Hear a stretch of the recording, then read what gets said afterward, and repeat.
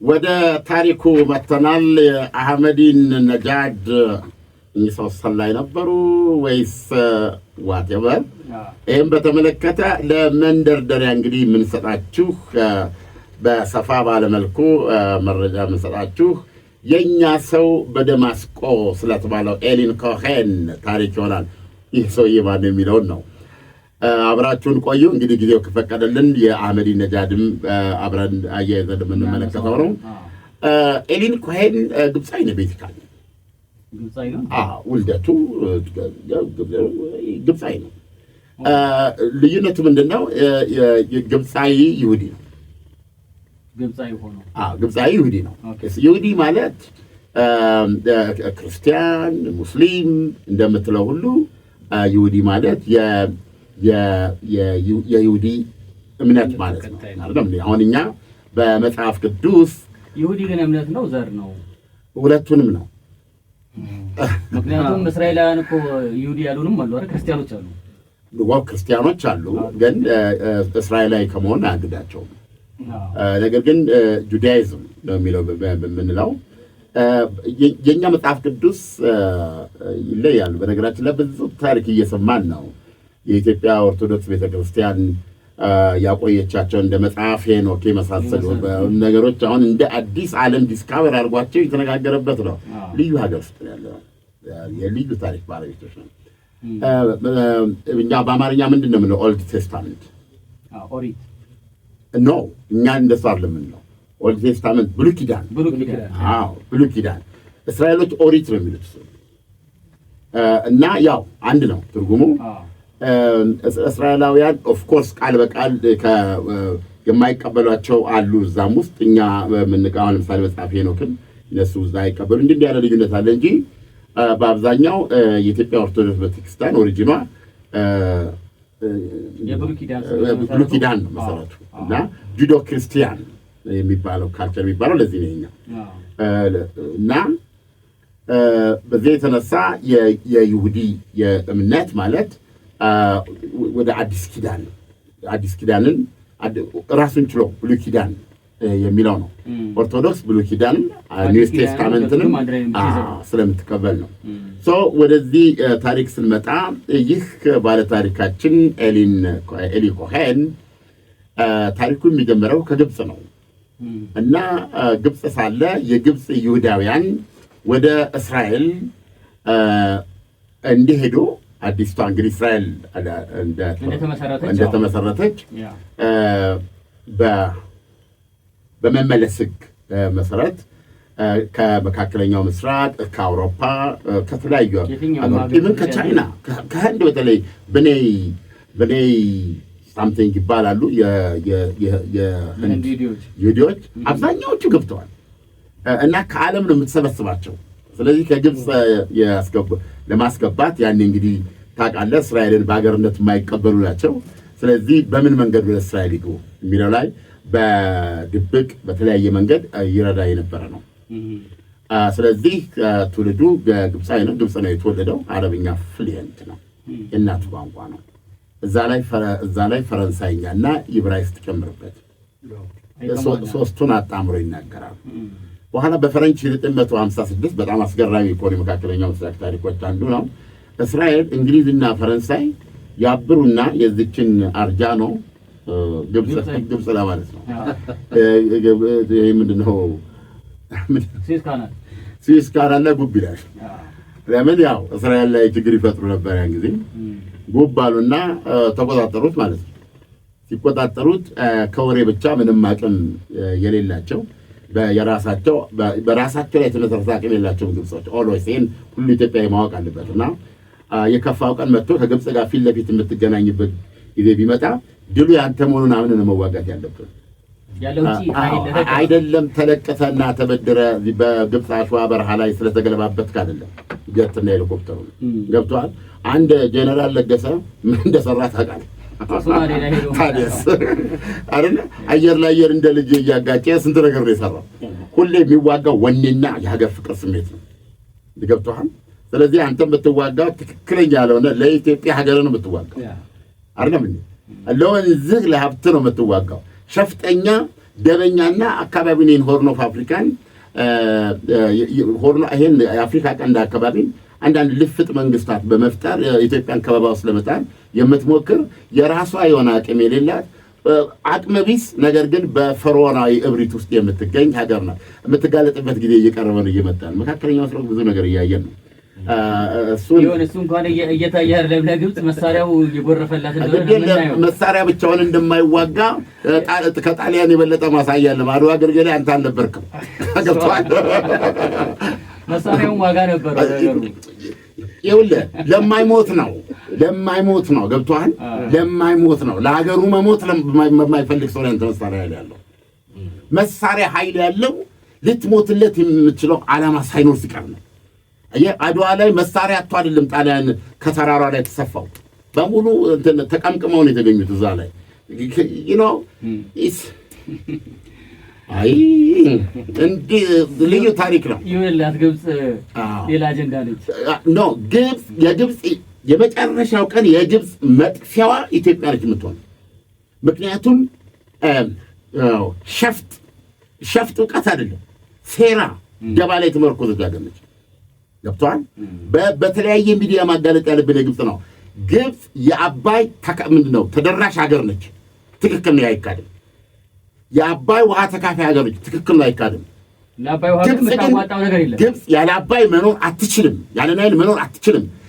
ኤግዚስቴንሻል የሚለው የነሱ ሶኮልድ የሴኩሪቲ ፍልስፍና ግን የነ አልሲሲ የነ ሙባረክ የነ ማን ነው ከሱ በፊት የነበሩት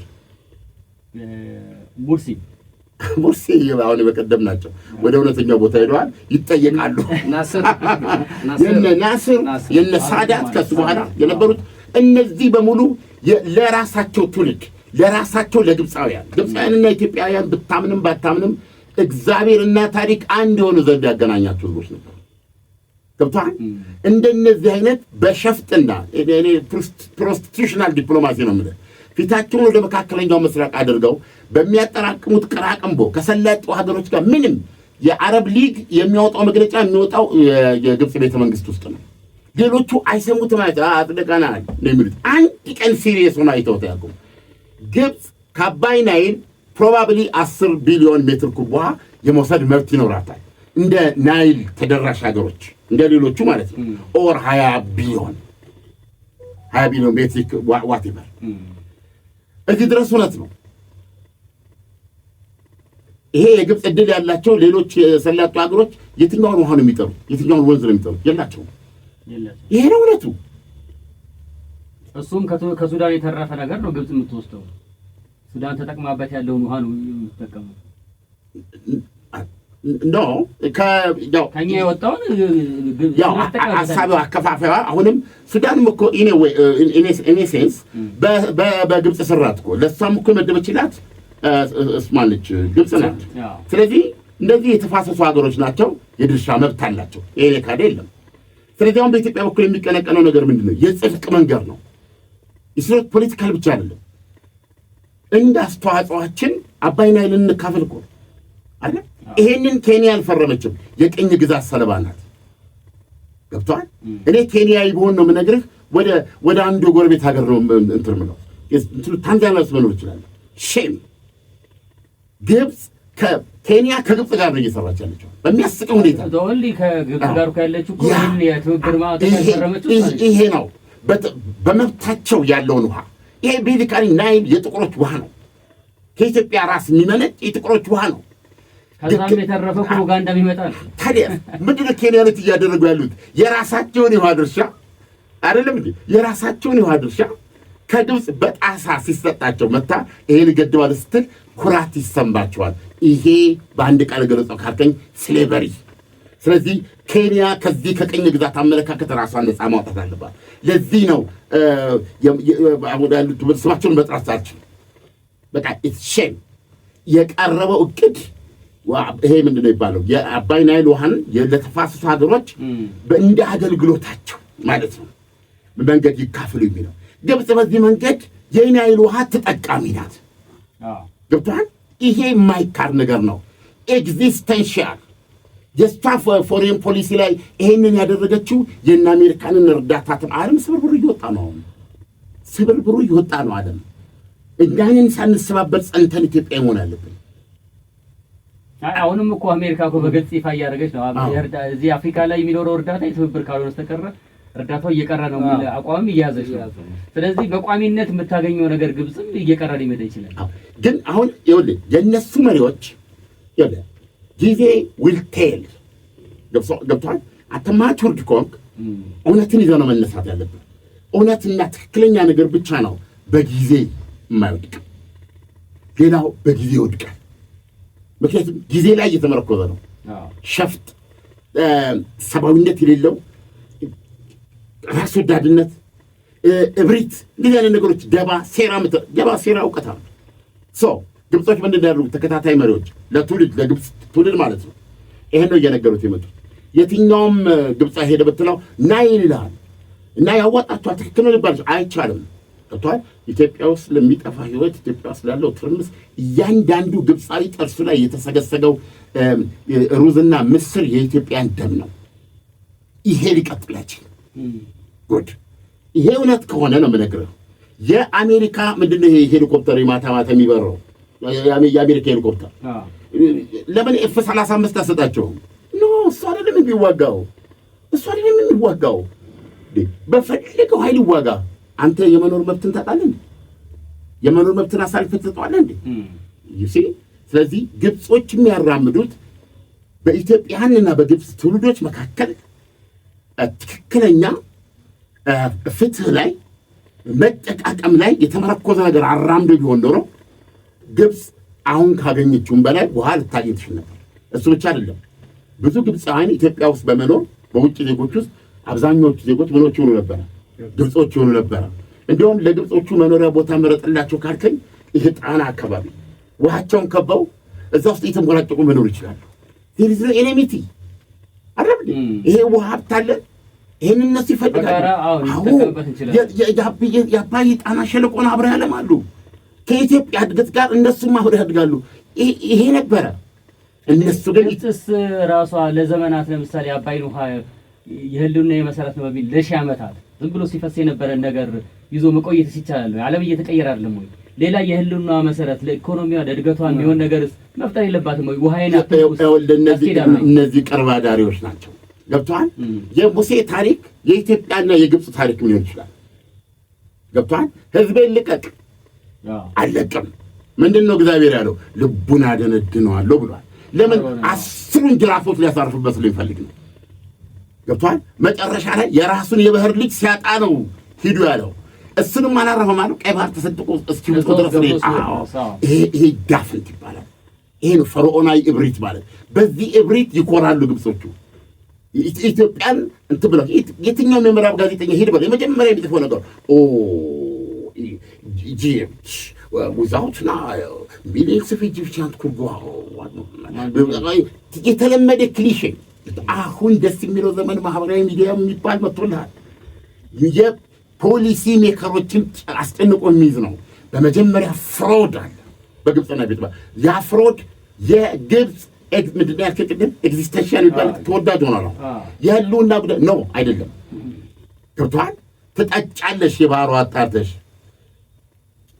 ቆፈረሙ ያውጥ ይገባል። እስራኤል የባህሩ አጣርታ እንደምትጠጣው ትጠጣለህ። ግብፃዊ ሳውዲ አረቢያ አጣርታ እንደምትጠጣው ትጠጣለህ። የተባበሩት አረብ ኤሚሬት እንደምትጠጣው ትጠጣለህ። ኩዌት እንደምትጠጣው ምንም የተለየ ነገር የሚያደርገው ገብቶሃል? እኔ አንዳንድ ቀን ሞት የሚሰማኝ መሰለህ በጥቁርነት እኔ የአፍሪካ ህብረት አፍ አውጥቶ ግብጾችን ከአፍሪካ ህብረት አዋርዶ ማባረሩ ከሰማው ነው የምነግርህ። በበነጋታው የቀብር ቦታዬን አሳምሩልኝ ነው። በቃ የረካ ሰው ነኝ በእውነት ነው የረካ ሰው። እና ሐውልት ላይ የሚጻፈው ረክቷል። ከዛ በኤዩ ምን ይጨምርበት ረክቷል። እንደዚህ አይነት ዲስታብላይዘር እንደዚህ አይነት ጥቁሮችን ሳፕሬስ አድርጎ መኖር የሚፈልግ በአካባቢ ልፍጥ መንግስታትን እየፈጠረ ኢትዮጵያን ማስጨነቅ የሚፈልግ ገብቶሃል? በራሷ በተፈጥሮ ሀብቷ እንደ አልቅት አንገቷ ላይ ተጣው። ይሄን እያንዳንዱ ኢትዮጵያዊ ስሜት እኛ ውስጥ አለ። እናንተ አርግተናል። ገብቶሃል? ወጣቱ ይሰማል፣ ታች ያለው ይሰማል። የግብፅን መልእክት የጦር ጀትሽ አይሰደዋል። የጦር ጀት ይዛት ልትመጣ ትችላለህ። ከሱዳን እንደዚህ ቀን ደግሞ ይጠላና ኢትዮጵያ ገበሬ ጥሎታል። የማነው የአሜሪካን 2 ሄሊኮፕተር መጥቶ ይጣል እንትና ቃል ኢራኖች ጥለዋል እኮ ኧረ ኢራቃዊ ደንበኛ ደገኛ ነው ሰውየው። ሳብ አድርግና ሲለው ዱባ ገብቷል። ይመተዋል። መቶ ኢትዮጵያ በአንድ ሚሊዮን ሚሊሻ ማግኘት ይችላል። ሞት is nothing ሀገር ይበልጣል። ወደ ደማስቆ ሶሪ በቃ ወደ ደማስቆ እንመለስ። ዋና መጠጣት አለብኝ። ለምን ኦኬ ጎሽ ሸሸ። መጨረሻ ላይ በ1956 አሜሪካ በማናውቀው ምክንያት ከግብጽ ጋር ቆማ ማለት ነው። እንደ እንግሊዝና እስራኤልና ፈረንሳይና አስገድዳ ግብጽ አሁን የገንዘብ ኢራን ሆርሙዝ ሰርጥን መያዝ የለባትም። ወደ ዓለም አቀፋዊ ዋነቱ መመለስ አለበት። እኔ ይሄም ቦታ ምንድን ነው ስዊስ ካናል አንደኛ ተመኑ ሁለተኛ ግብጽ ትታመናለች ብዬ አላስብም። በዛ ሁኔታ ታሪኩ የሚጀምረው እንግዲህ ወደ እስራኤል ገባ። የአድማጮቻችን ማስታወቂያና ፕሮባብሊ ጊዜ ካለን ፋታ የሚሰጥ ትንሽ አድርገን እንመለስበታለን።